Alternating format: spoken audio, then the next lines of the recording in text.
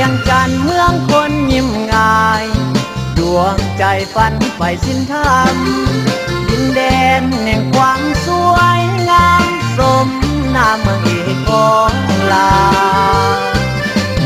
เลิศเด่นบูหานสถานยืนเป็นพยานอดีตยืนยาว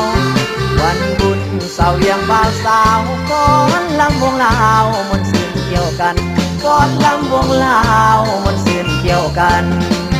เกี่ยวกันประสานสายใจสาวยิ้มส่งไปบ่าวยิ้มส่งมา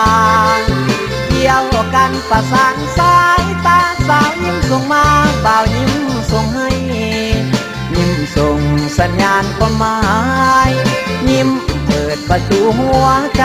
ให้เห็นน้ำใจไม่ตรีสาวเวียงให้เห็นน้ำใจไม่ตรีสาวเวียง